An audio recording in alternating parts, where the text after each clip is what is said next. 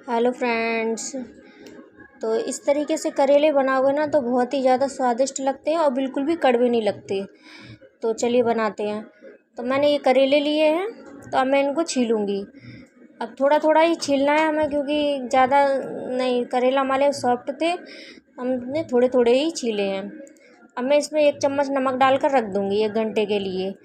अच्छे से मिलाऊंगी नमक और रख दूँगी। अब मैं मसाला रेडी करूँगी। मसाला में साबुत धनिया, सौंफ, मेथी दाना और मिर्ची ली है।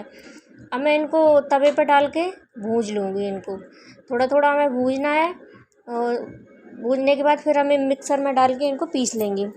पीसने के बाद फिर हम इसको कढ़ाई में तेल गरम करेंगे और तेल में ये करेले छोड़ देंगे। करेले डालने के बाद फिर हम इसको ढक के रख देंगे। बीच बीच में हम देखते भी रहेंगे कि हम करेले अभी पके हैं कि नहीं पके। जब करेला पक जाने के बाद फिर हम बाद में देखेंगे। फिर हम अब मसाला रेडी करने के लिए फिर हम प्याज लिए, मैंने प्याज और आमी को मिक्स डाल के थोड़ा दरदरा सा प्याज को पीसना है, बिल्कुल महीन नहीं करना है। तो अब हमने करेले, देखो हमारे पक चुके हैं। अब हमने करेले निकाल लिए।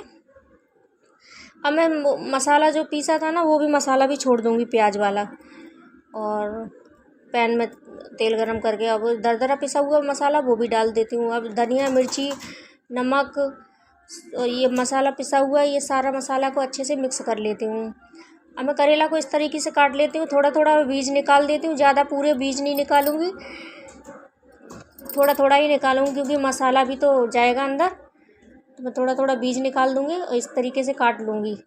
आप चाहो तो बिल्कुल सीधे भी काट सकते हो, बिल्कुल पूरे बड़े करेले, पर नहीं, एक करेला रखने में किसी को अच्छा नहीं लगता, तो थोड़े थोड़े टुकड़े ही अच्छे लगते हैं इस तरीके से। अब मैं फिर पैन में वही वाली कढ़ाई लूँगी।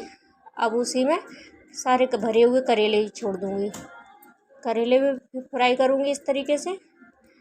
तो अब देखिए, वो जो मसाला बचा था वो भी छोड़ दूँगी, इसी में डाल दूँगी कढ़ाई में। अब देखिए हमारे करेले रेडी है। तो कैसी लगी आपको करेले की रेसिपी? Thank you.